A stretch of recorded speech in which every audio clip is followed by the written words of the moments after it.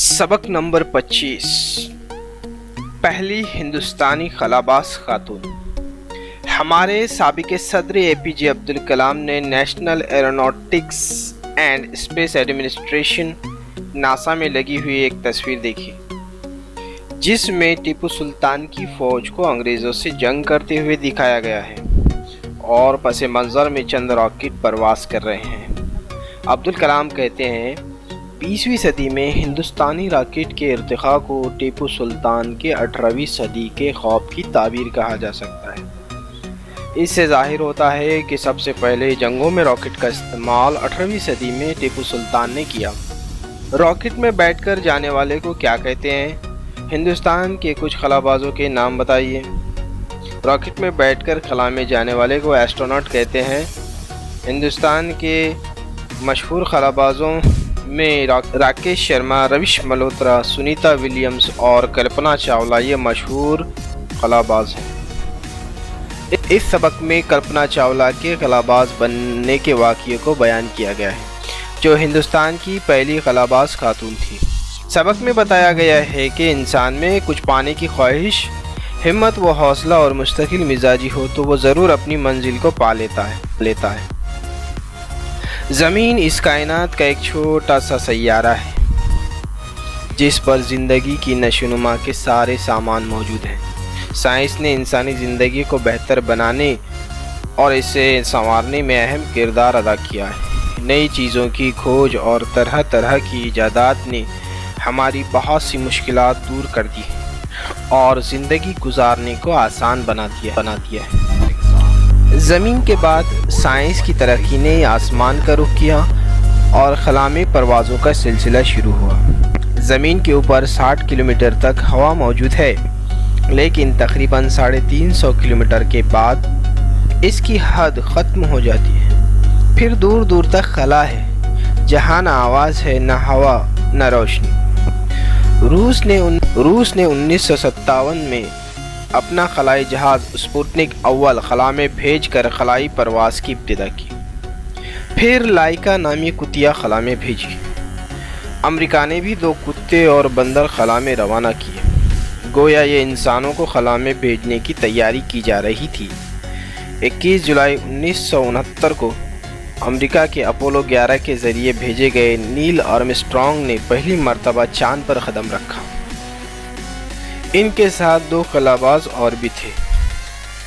खलाई तहकीकात का ये सिलसिला आज भी जारी है। हमारा मुल्क भी इसमें शामिल है। हैदराबाद के राकेश शर्मा पहले हिंदुस्तानी खलाबाज हैं। उनके खला में पहुँचने पर उस वक्त के वज़ीर आज़म इंदिरा गांधी ने इनसे रब्ता क़ायम करके पूछा था कि वहाँ से हमारा हिंदुस्तान कैसा नज़र आ रहा है। इसके जवाब में राकेश शर्मा ने इकबाल का ये मशहूर मिसरा दोहराया था, सारे जहाँ से अच्छा हिंदुस्तान हमारा। रियासत हरियाणा के शहर करनाल की कल्पना चावला को पहली हिंदुस्तानी खलाबाज होने का फ़ख्र हासिल है। वो 1 जुलाई 1961 को एक मुतवस्सत ख़ानदान में पैदा हुई। इनके वालिद बनवारी लाल चावला एक छोटे व्यापारी हैं और माँ एक घरेलू खातून। कल्पना इनकी छोटी बेटी थी। आम सी दिखाई देने वाली सांवली और दुबली पतली कल्पना धुनकी, पक्की और इरादे की मजबूत थी। इन्हें बचपन ही से मुताले का शौक़ था और मौसीकी से दिलचस्पी थी। इन्हें अपनी सहेलियों के साथ बाग में घूमना भी पसंद था। कल्पना ने करनाल बाल निकेतन स्कूल में इब्तदाई तालीम हासिल की। फिर 1982 में पंजाब इंजीनियरिंग कॉलेज चंडीगढ़ से एरोनॉटिक इंजीनियरिंग में ग्रेजुएशन किया।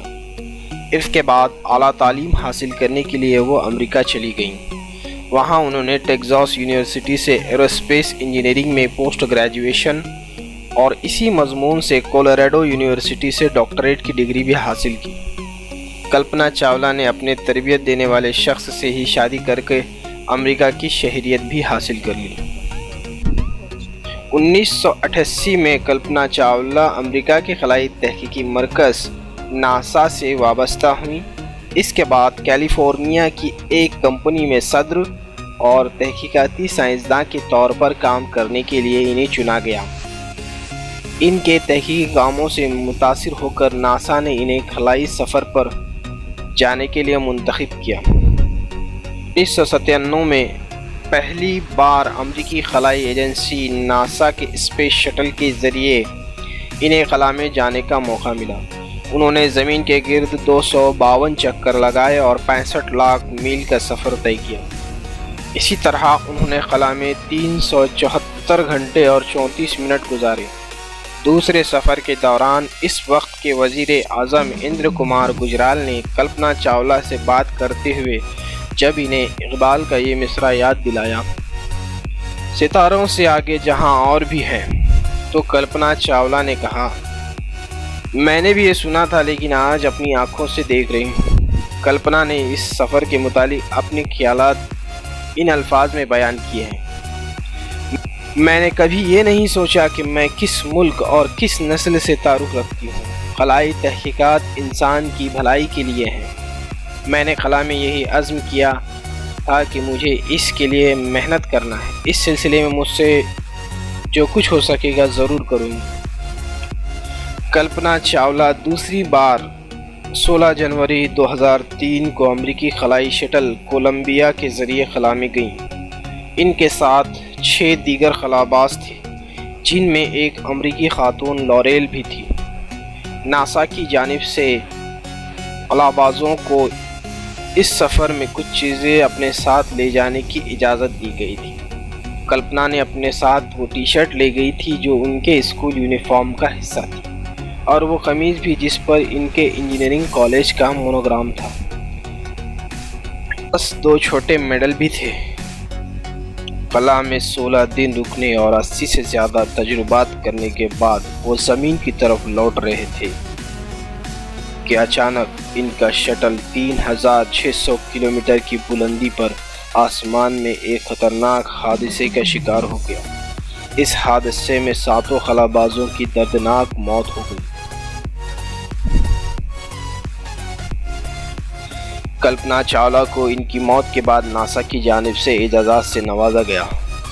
حکومت ہند اور ریاستی حکومت نے ان کی یاد میں کئی اہم کام انجام دیے۔ ان کی یاد میں طلباء کے لیے وظائف جاری کیے گئے۔